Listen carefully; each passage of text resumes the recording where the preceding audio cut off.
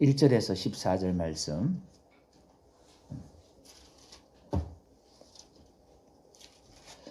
제가 한 절, 여러분의 한 절, 한 절씩 교독하도록 하겠습니다. 820페이지 구약 성경입니다. 여호와는 나의 빛이요 나의 구원이시니 내가 누구를 두려워하리요?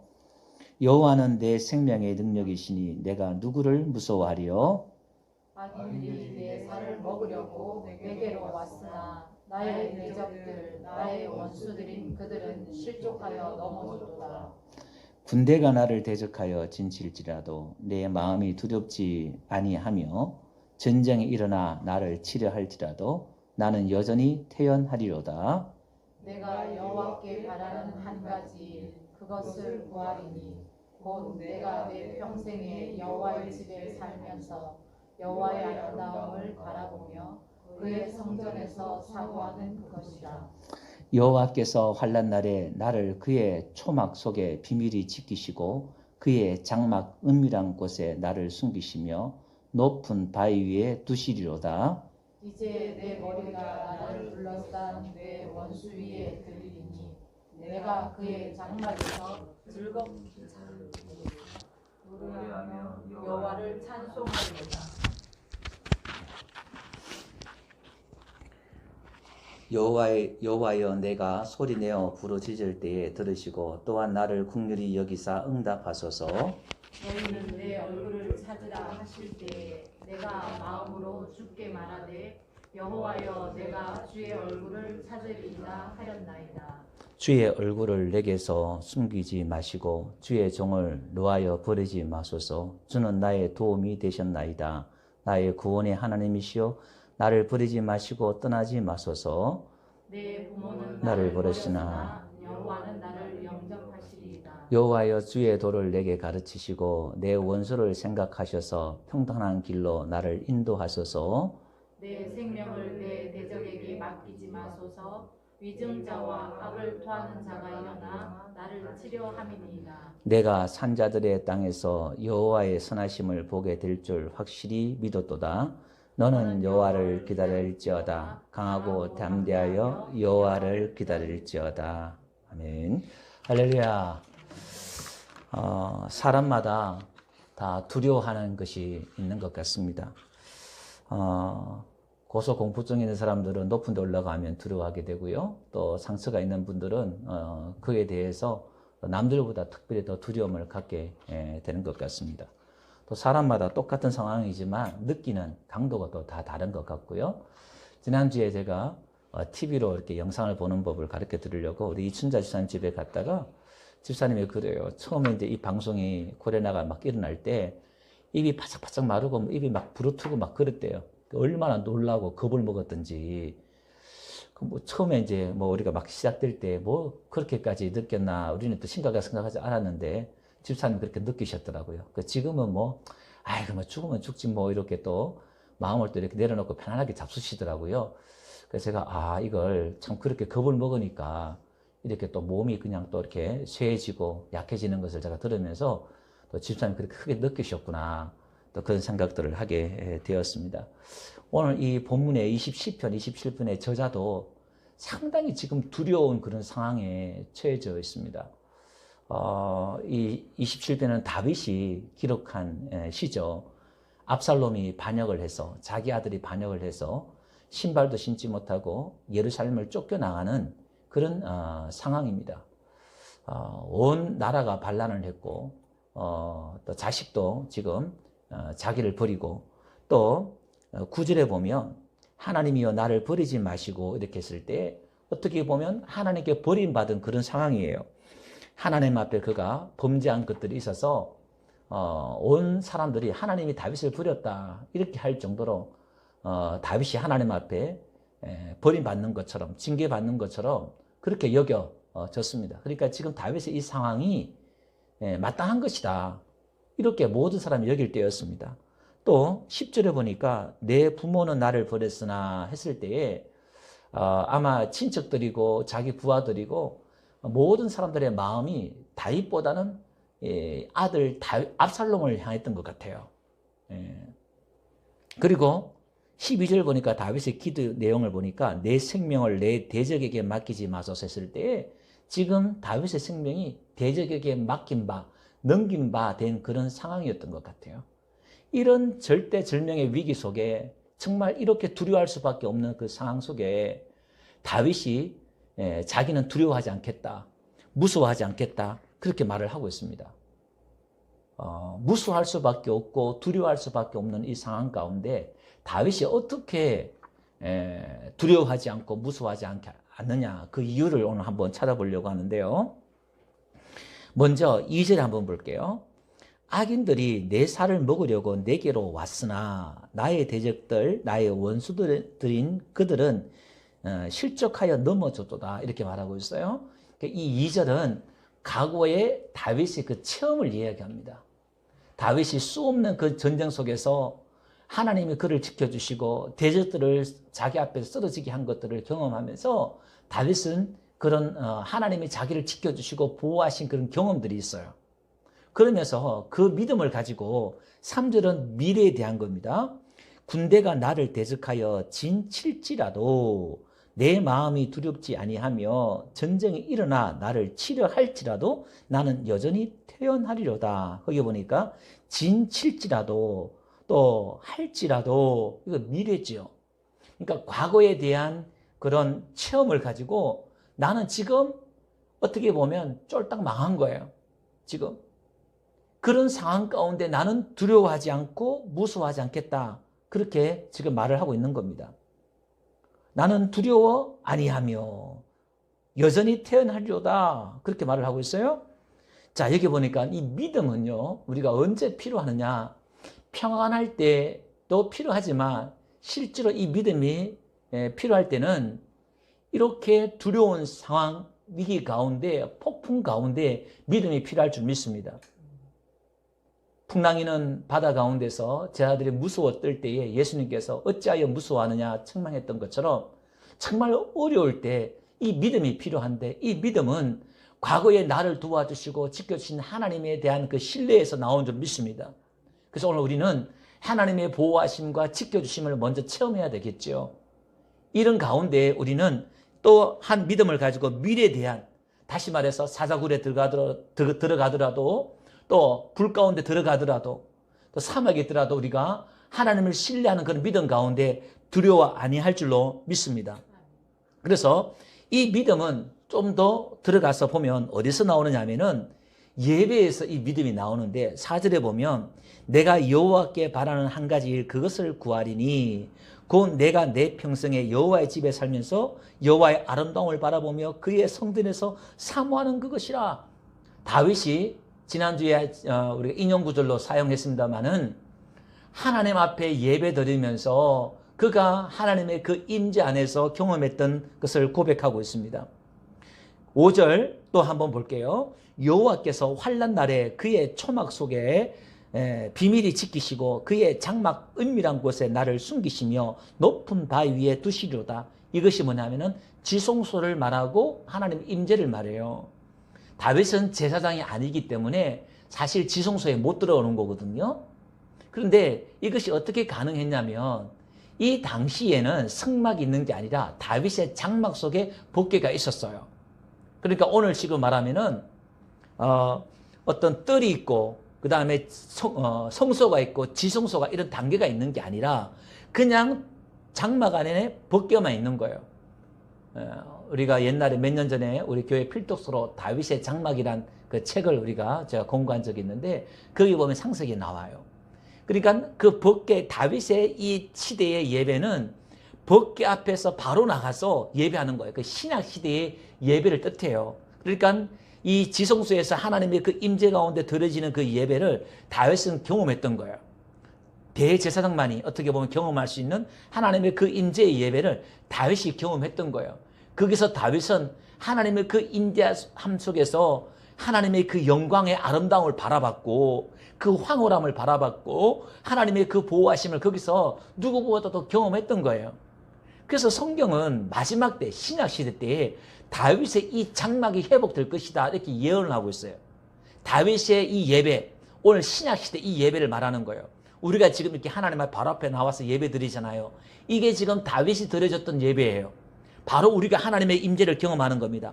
그래서 아모스 9장 11절 보니까 그날에 내가 다윗의 무너진 장막을 일으키고 이렇게 말하고 있어요. 다윗의 무너진 장막을 일으키겠다. 아모스 9장에 이렇게 말하고 있어요. 이걸 사도행전 15장 15절에는 이렇게 말하고 있어요. 선지자들의 말씀이 이와 일치하도다 기록된 바. 그러니까 예언했던 것이 이렇게 성취된 거야. 신약시대 이렇게 인용하면서 사도행전 15장 16절 이렇게 말하고 있어요. 이후에 내가 돌아와서 다윗의 무너진 장막을 다시 지으며 또 그 허물어진 것을 다시 지어 일으키리니 다윗이 무너진 장막. 오늘 신약시대 이 예배를 일으키겠다는 거예요. 회복하겠다는 거예요. 그래서 오늘 우리는 다윗이 드려졌던 그 아름다운 예배, 다윗이 그 예배 가운데 하나님 임재 가운데 바라봤던 그 아름다운 그 영광의 예배를 오늘 우리가 지금 드려지고 있는 줄 믿습니다. 그래서 이 예배 속에서 다윗이 경험했던 놀라운 그 비밀들을 우리가 경험하고 하나님의 그 보호하심과 하나님의 공급하신 그 힘을 얻기를 주의 이름으로 축원드립니다. 그래서 다윗이요 시편 84편 1절에 이렇게 말하고 있어요. 만군의 여호와여 주의 장막이 어찌 그리 사랑스러운지요.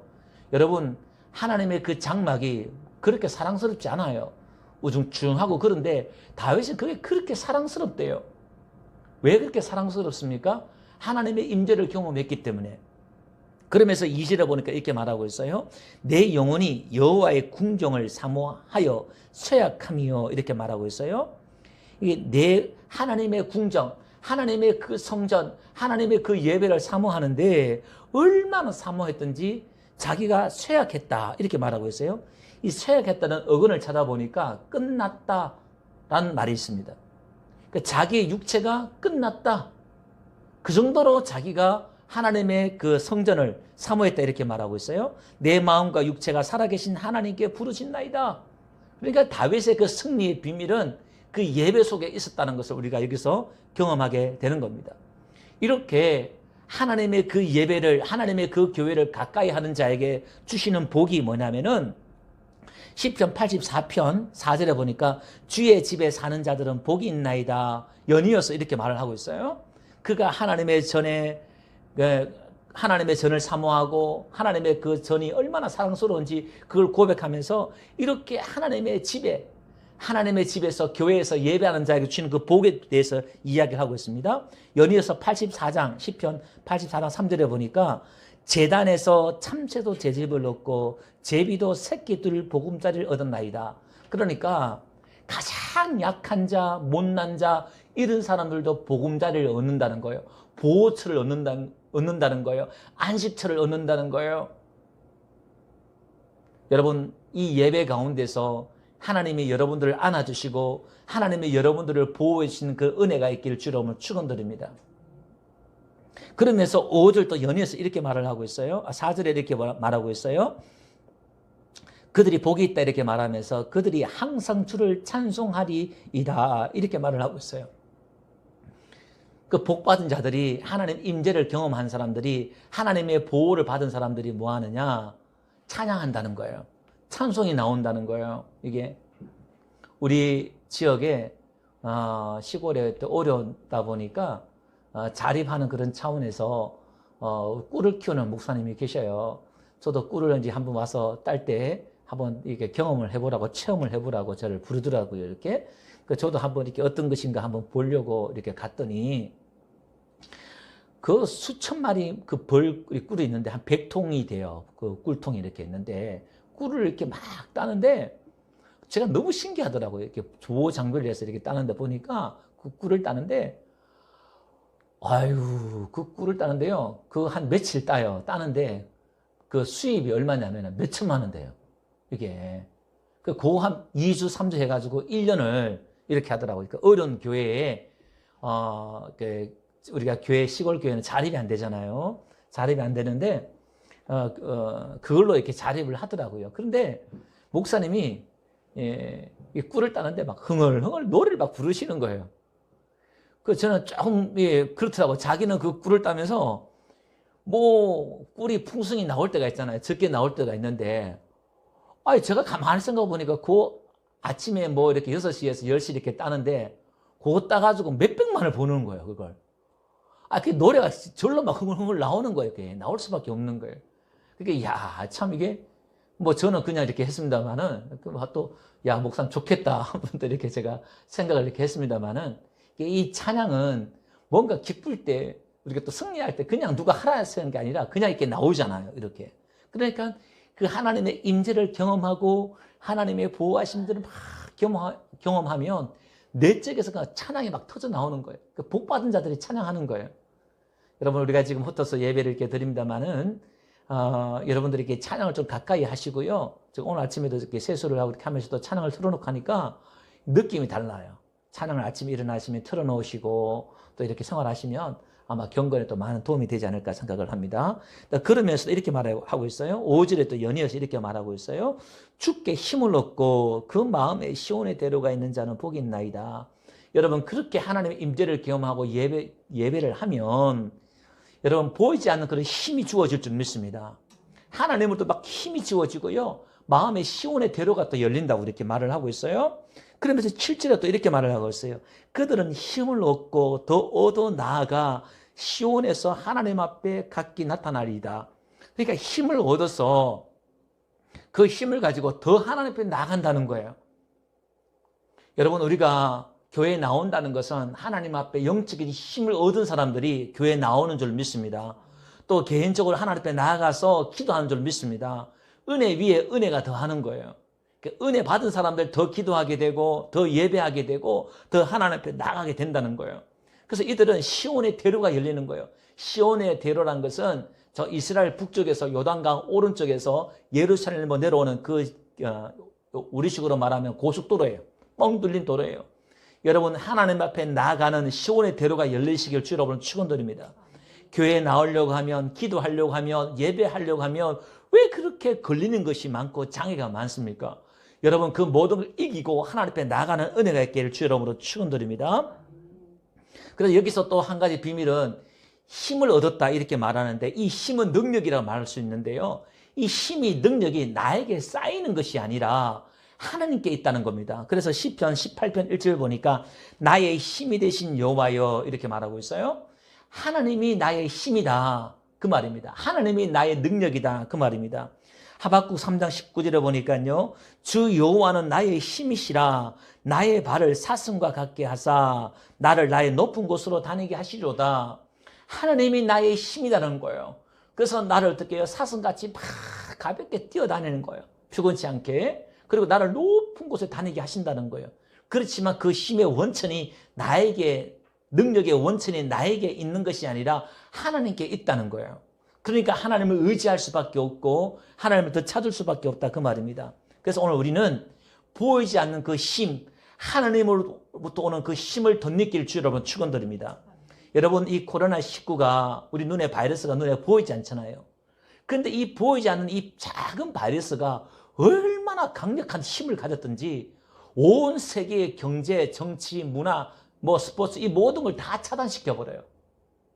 막강합니다. 인간의 그 교만함과 인간이 자락하는 그 힘과 모든 것들을 다 중단시켜버려요. 어마어마한 힘이지요. 여러분, 이 코로나19보다 하나님의 그 힘이 더 클 줄로 믿습니다. 그래서 오늘 우리는 보이지 않는 그 힘을 의지하며 살아가는 인생이 되길 주 여러분 축원드립니다.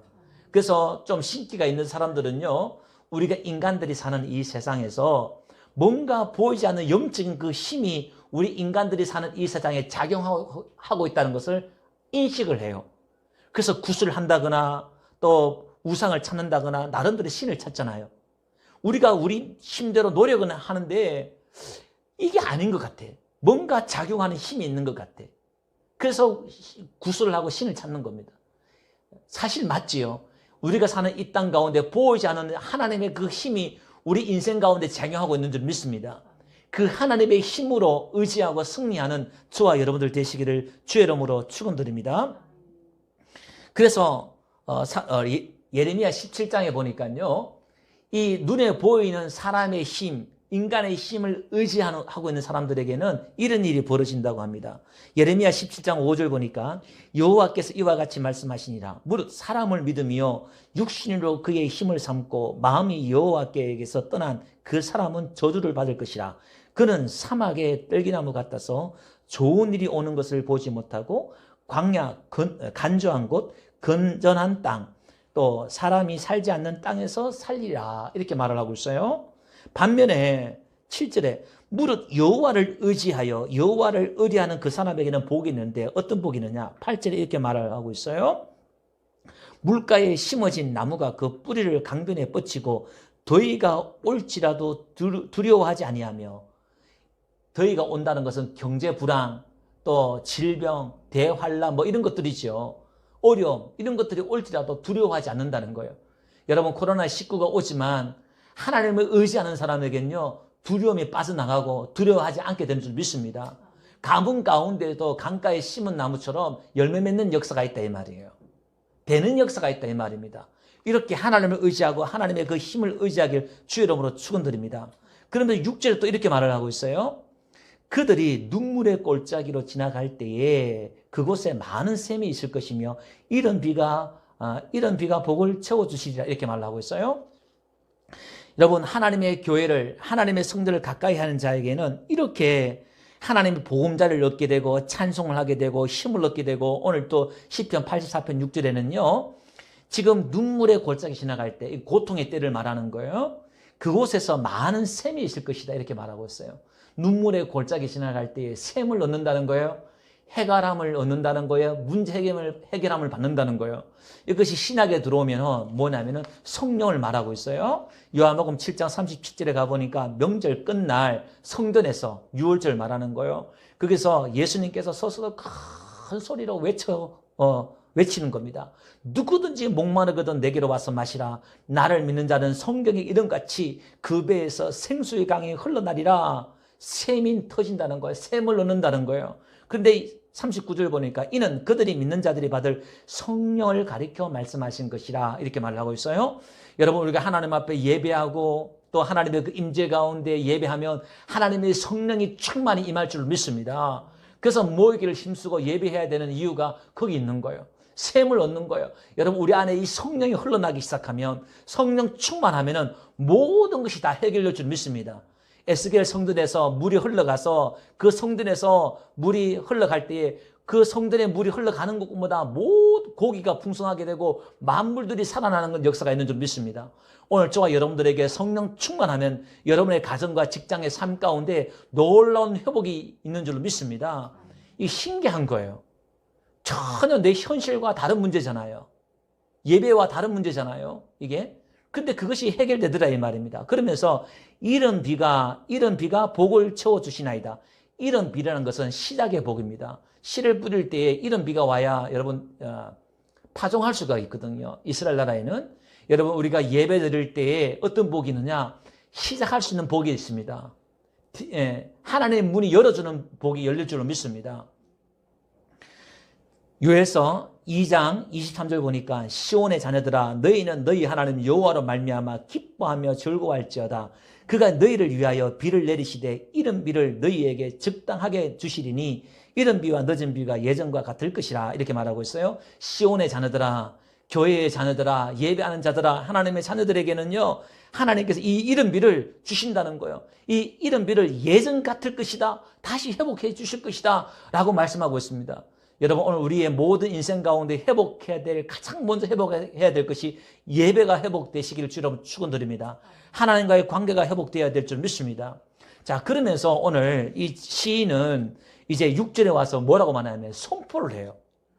하나님의 그 아름다운 성전을, 예배를 경험했던 것들을 간증을 하면서 이제 뭐냐면은 6절에 이렇게 말하고 있어요. 이제 내 머리가 나를 둘러싼 내 원수 위에 들리리니 내가 그의 장막에서 즐거운 제사를 드리겠고 노래하며 여호와를 찬송하리로다. 이제 승리를 선포하고 있는 거예요. 지금 이 상황이 어떤 상황이라고요? 신발도 신지 못하고 쫓겨가고 있는 상황. 정말 환란도 이런 환란이 없어요. 다 망한, 다 무너지는 그런 지금 상황이에요. 회복이라는 손톱만큼도 보이지 않는 그때에 다윗이 지금 선포하고 있는 겁니다. 승리를 선포하고 있는 겁니다. 여러분 지금 이 한국 교회에도 어려움이 오지만 반드시 승리할 줄 믿습니다.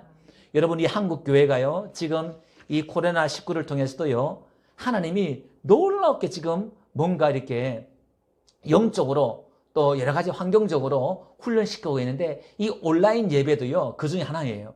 지금 한국교회가 이 온라인 예배를 지금 이렇게 경험하게 하고 우리 교회도 지금 이렇게 하고 있는데 이것이 뭔가 하나님 뜻이 있는 것 같아요. 누가복음 24장의 마지막 때에 전염병이 더 창궐해진다 그랬잖아요. 많아진다 그랬잖아요. 앞으로 이런 일들이 더 많아질 거예요. 근데 지금 한국교회가 지금 이렇게 뭔가 적응하게 만들고 하나님이 지난주에 말씀했던 것처럼 뭔가 놀라운 그런 회복들이 있을 줄로 믿습니다. 여러분 구약에 보면 예루살렘의 성전에서 1년에 3번씩 모여서 예배드렸잖아요. 수백만 명이 모여서 예배드렸어요. 근데 그들에게 놀라운 환란들이 왔는데 포로기가 올 때에 그들이 이제 흩어졌어요. 흩어져서 예배를 드리는데 성전에 와서 예배를 못 드리니까 거기서 회당 예배가 만들어져요. 그 회당 예배는 남자 10명이면 회당 하나를 만들 수가 있거든요. 그러니까 새로운 체계의 예배 형태가 만들어지는 거예요. 여러분 신약도 마찬가지죠. 신약에도 예루살렘 교회에서 막 그들이 모여서 예배를 드렸어요. 근데 그들이 핍박이 오니까 이제 뭐냐? 교회가 흩어진 교회가 돼요. 온 세계로 흩어져 가지고 이제 각자 가정에서 초소에서 또 회당에서 각자 예배가 드려지는 거예요. 지금 이 6만 가까이 되는 한국 교회에서도 이 코로나19가 오니까 흩어져서 지금 교회가 예배 드려지고 있어요. 우리 지난번에 작년에 12월 달에 전국 우리 목회자 세미나 했잖아요. 그래서 우리 간증하시는 목사님 한 분이 계셨는데 그 교회 이름이 뭐냐? 흩어지는 교회예요. 이름이. 우리가 이 복음을 우리가 잘 받아들이면 모이는 교회도 있지만 흩어지는 교회도 있어요. 잘 흩어져서 우리의 삶 속에서 예배를 드리고 우리가 교회가 되어서 가정에서 직장에서 교회가 되어져야 된다는 거예요. 그분은 이 복음의 본질을 너무 깊이 깨닫다 보니까 교회 이름을 흩어지는 교회 이렇게 지었다 그래요. 그래서 아들이 가끔 그게 생각이 안 날 때는 기도할 때 이렇게 기도한대요. 갈라지는 교회. 흩어지는 교회 생각이 안 나니까 기도하다가 아들이 가끔 갈라지는 교회, 우리 갈라지는 교회 이렇게 기도한다고 간증을 하셨거든요. 그래서 지금 우리가 지금 흩어져서 초소 이렇게 예배 드립니다만은 여기도 뭔가 하나님의 놀라운 뜻이 있으리라 생각되고요. 반드시 그렇지만 우리 교회도 한국 교회도 승리할 줄 믿습니다. 오늘 이 시인처럼 이 어려운 가운데 있지만 이런 승리를 확신하는 은혜가 있기를 주 이름으로 축원드립니다. 그러면 6번째 보니까 이 시인이 또 기도하는 내용이 나오는데요.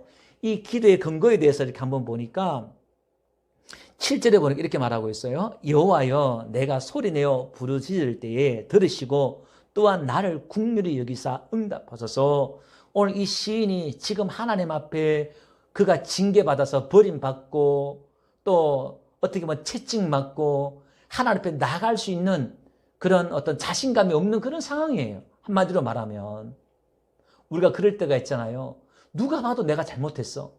누가 봐도 내가 하나님 앞에 큰 죄를 지었어. 그래서 큰 사고가 나고 어려움이 나고 막 그랬을 때에 우리가 선뜻 교회에 나와서 하나님 앞에 기도할 자신이 없을 때가 있잖아요. 그 다윗은 지금 천일 공론할 그런 죄를 지어서 지금 벌을 받고 있는 이런 상황이에요. 근데 다윗이 지금 이렇게 자신만만하고 두려워하지 않겠다 그러고 확신하고 선포하는데 그것이 어디서 나왔냐 이 말이에요. 여기서 보니까 자기를 어떻게 해달라는 거예요? 긍휼히 여기달라는 거예요. 불쌍히 여기달라는 거예요. 그런데 또 10절에 이렇게 말해요. 나를 영접하시리다. 끝절에 보니까 지금 누가 봐도 하나님은 다윗을 버렸다 이렇게 말하는데 하나님은 나를 영접하겠다. 부모는 나를 버렸으나 하나님 나를 영접하실 것이다. 이게 무슨 배짱입니까? 하나님의 그 사랑과 은혜에 대해서 다윗이 얼마큼 지금 확신을 갖고 있는가를 볼 수 있죠. 13절에 보니까 여호와의 선하심을 맛보게 될 줄 확실히 믿어도다 이렇게 말하고 있어요. 끝에 보니까 하나님의 선하심을 자기는 확실히 믿는다는 거예요. 여러분 이게 뭐죠? 지금 다윗이 구약시대에 살았지만 구약시대는 어떤 하나님입니까? 잘못하면 심판하고 징계하신 하나님이잖아요. 근데 이 다윗의 시편 속에 놀라운 복음의 비밀이 있는 이유가 거기 있는 거예요. 많은 사람들이 시편을 인용하고 성경의 저자들이 시편을 인용하는 이유가 여기 있는 거예요. 구약 시대에 살았지만 누구보다도 다윗은 복음을 알았다는 거예요. 그래서 신약 시대에 오면 예수님 앞에 나왔던 모든 사람들은 어떤 사람들이었습니까? 복음을 믿었던 사람들이 예수님 앞에 나왔어요. 그래서 예수님 앞에 나와서 무엇을 구했어요? 그들은 자격이 없지만 나를 불쌍히 여기소서, 나를 긍휼히 여기소서. 모든 사람들 다 저주받아가지고 문둥병 걸리고 질병 걸리고 조상이 잘못돼서 내가 잘못돼서 혈루병 걸리고 안전병이가 되고 이렇게 할 때에 그들이 자신감을 가지고 예수님 앞에 나와서 기적을 체험하고 은혜를 체험했던 사람들은 어떤 사람들이었습니까? 하나같이 예수님의 은혜, 예수님의 긍휼을 바라보고 나를 불쌍히 여겨달라고, 긍휼히 여겨달라고 그 하나 믿고 예수님의 그 선하심을 믿고 나와서 도움을 구한 줄 믿습니다. 여러분, 지금 저와 여러분들이 어떠한 환경, 어떠한 여러분 처지에 있더라도 하나님 도와달라고, 하나님 구해달라고, 불쌍히 여겨달라고 기도하는 저와 여러분들 되시기를 주 여러분을 축원드립니다. 그래서 우리는 때를 따라 돕는 은혜를 얻기 위해서 은혜의 보좌 앞에 담대히 나아가는 줄로 믿습니다. 오늘도 두 번째로 그 기도 내용들을 보면요, 8절 보니까 너희는 내 얼굴을 찾으라 하실 때에 이렇게 말을 하고 있어요. 이게 뭐죠? 그 기도의 내용은 뭐죠? 하나님의 얼굴을 찾는 거예요. 이스라엘 백성들은 또 많은 사람들은 하나님의 팔을 구해요. 도움만을 구해요. 하나님 복을 주세요. 도와주세요. 이것만 구하는데 오늘 다윗은 무엇을 구했다고요? 하나님의 얼굴을 지금 찾았다는 거예요. 너희는 내 얼굴을 찾으라 할 때에 오늘 이 한국교회에 주신 하나님의 음성인 줄 믿습니다. 지금까지 교회만 다녔지 너희는 내 얼굴을 찾지 않았다는 거예요. 여러분, 이 어려운 가운데 하나님의 얼굴을 찾기를 주로 축원드립니다. 시편은요 1편부터 150편까지 5권으로 되어 있다고 제가 말씀을 드렸죠. 여러분, 시편 1편에서 41편까지 이건 제 1권이에요. 1권은 창세기를 추측한 거예요. 그러니까 모세 오경을 일반 사람들이 볼 수 없으니까 일반 사람들 그걸 볼 수 없어요. 그래서 이 모세 오경을 생활 추석으로 만든 것이 시편이에요. 1000년 동안 거의 이 시편을 우리가 모아가지고 이 창세기를 추석한 것이 1권이고 2권이 출애굽기, 또 레위기, 민수기, 신명기 이렇게 나옵니다. 그러니까 이 창세기를 추석한 것에 시편 27편이 들어간다는 거죠. 그러면 창세기의 주제는 뭐냐? 하나님과 인간이에요. 하나님이 어떤 분이고 인간이 어떤 것인가에 대해서 이야기하고 있는 것이 1권의 주제라는 거죠. 그러면 넓은 의미에서 시편 27편은 지금 뭐죠? 하나님이 누구고 인간이 누군가를 알아라는 거예요. 지금 이 코로나19를 통해서 하나님께서 이 인류에게 주신 메시지가 뭐죠? 하나님이 누구고 인간이 누군가를 알라는 거예요. 하나님을 찾는 그런 계기가 되길 다시 한번 주 여러분을 축원드립니다. 그러니까 하나님을 찾으라 할 때 오늘 이 다윗은 뭐냐? 내가 하나님의 얼굴을 찾았다, 본질을 찾았다, 그 말입니다. 이것이요 로마서 5장과 연결되는데 이렇게 말씀하고 있어요. 그러므로 우리가 믿음으로 어렵다 하심을 받았으니 우리 주 예수 그리스도로 말미암아 하나님과 화평을 누리자, 이렇게 말하고 있어요. 우리가 하나님과 화평을 누리자. 하나님과 화평이란 이 말이 에이레네, 그래서 평강이에요. 평강. 그런데 이 평강이란 에이레네라는 말이 어디서 나오냐면은 어근이 에이로라는 말에서 나왔어요. 결합하다라는 뜻입니다. 하나님과 결합하는 속에서 평강이 나올 줄 믿습니다. 하나님과 화평, 하나님과 연합된 가운데서 참된 평강이 나올 줄로 믿습니다. 그래서 이사야 40장 31절에 보니까 오직 여호와를 앙망하는 자는 새 힘을 얻으리니 독수리가 날개치며 올라간 같을 것이요, 이렇게 말하고 있죠. 여기 앙망하다라는 말이 나와요. 이 앙망하다는 말이 여기도 어근이 뭐냐면은 묶다, 꼬우다 이런 말이에요. 그러니까 하나님과 묶는 사람, 하나님을 찾아서 하나님과 하나 되는 사람, 연합하는 사람에게는요 새 힘이 주어진다는 거예요. 그래서 하나님 앞에 나온 자는 힘을 얻는다, 그 말입니다. 그러면서 로마서 5장 2절에 이렇게 말하고 있어요. 또한 그로 말미암아 우리가 믿음으로 써 있는 이 은혜에 들어감을 얻었으며, 그러니까 다윗은 하나님의 그 은혜 안에 들어간 거예요. 하나님의 그 긍휼하심에 들어간 거예요. 그 보좌 앞에 들어간 거예요. 하나님의 영광을 바라보고 즐거워하느니라. 이것이 오늘 본문에 말했던 로마서 오늘 5장 2절과 오늘 본문과 연결되는 거예요. 그러니까 은혜에 들어가서 하나님의 영광을 바라고 즐거워하느니라 바울이 지금 고백하고 있잖아요. 이 다윗이 고백했던 내용과 똑같은 거예요. 오늘 이 예배 속에는 세상에서 없는 그 아름다운 영광 또 즐거움이 있는 줄 믿습니다. 다윗이요, 이 즐거움이 얼마나 컸던지 찬양하고요, 예배하기를 자기 평생에 한 가지 소원이 있는데 하나님이 이 아름다움을 바라보고 예배하는 것이다 이렇게 말하고 있어요. 이것은 하나님의 임재를 경험한 사람만이 얻는 즐거움이고 영광인 줄 믿습니다. 여러분, 우리 안에 이 영광과 즐거움이 있는 사람이 세상의 유혹을 이기고 세상을 이길 줄 믿습니다. 그래서 이 교회 안에 사람들 그러죠. 여러분, 교회는 무슨 재미로 나가냐고 또 그러잖아요. 담배도 피지 않고 술도 먹지 않고 놀지도 않고. 근데 세상 사람들이 알지 못하는 그런 즐거움이 오늘 이 교회 속에, 예배 속에 있는 줄 믿습니다. 지금까지 교회에 나왔지만 아직까지 하나님을 만나고 이런 즐거움을 경험하지 못한 성도님들이 있다면 여러분들 간절히 하나님을 한번 찾아보시고요, 하나님 앞에 한번 구해보세요. 그럼 하나님이 여러분들에게 힘을 주시고 이런 즐거움을 주시고 영광을 주실 줄 믿습니다. 세상 알지 못하는 그런 비밀들을 경험하게 하실 줄로 믿습니다. 그러니까 그 다음 어떻게 말하냐, 이렇게 말하고 있어요. 로마서 5장 3절에 보니까 다만 이뿐 아니라 우리가 환난 중에 즐거워하나니. 여러분, 지금 다윗이 이런 환난 가운데 어떻게 즐거워할 수 있습니까? 어떻게 그가 승리를 선포할 수 있습니까? 오늘 바울도 동일한 고백을 하고 있잖아요. 환난 중에도 즐거워한다는 거예요. 지금 쫓겨다는 가운데, 이 어려운 가운데서 즐거워한다는 거예요. 왜요? 하나님의 그 승리를 믿기 때문에, 내 안에 그런 승리의 기쁨, 즐거움들이 있기 때문에 그가 어떻게 해요? 확신한다는 거예요. 그래서 인내는 4절에 이렇게 말하고 있어요. 환난은 인내를, 인내는 연단을, 연단은 소망을 이룬 줄 알미라. 소망을 이룬대요. 내가 바라는 것이 이루어진다는 거예요. 할렐루야.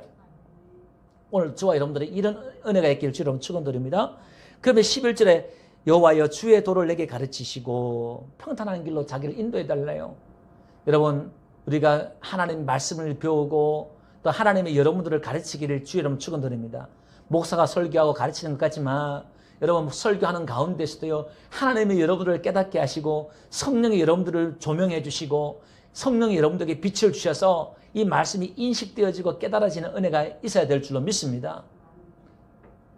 그러면서 또 동일하게 다윗이 또 14절에 보니까 선포를 해요. 너는 여호와를 기다릴지어다. 강하고 담대하며 여호와를 기다릴지어다. 자기 자신을 향하여서 다윗이 그렇게 말하고 있어요. 기다려라. 강하고 담대히 기다려라. 이렇게 말을 하고 있어요. 기다리는데 무슨 또 강하고 담대해서 기다려라 이렇게 말을 하고 있어요. 여러분, 지금 이 환난과 어려움 가운데서도요, 하나님을 믿는다는 것이, 위기가 왔을 때, 환난이 왔을 때에 여러분 신앙을 가지고 하나님을 믿는다는 것이 쉬운 게 아니에요. 흔들릴 수밖에 없고 포기할 수밖에 없고 그래서 하나님을 떠날 수밖에 없는 그런 상황 가운데서 어떻게 해요? 마음을 강하게 붙잡고 하나님을 믿고 기다려라, 그렇게 말하고 있어요. 다시 말해서 적극적인 기다림인 거죠. 시편 40편 1절 2절 보니까 내가 여호와를 기다리고 기다렸더니 귀를 기울이사 나의 부르짐을 들으셨도다. 여러분, 우리가 기도하고 기다려야 되는 거예요. 또 기다려야 되는 거예요. 그럼 하나님이 응답하시는 거예요. 사람들은요, 기도하고 기다리지를 못해요. 많은 사람들이. 다니엘이 하나님 앞에 기도하고 기다렸잖아요. 21일 기다렸잖아요. 만약에 21일 동안 기다리지 못했으면 가브리엘 천사가 가져오는 그 응답을 받지 못했을 거예요.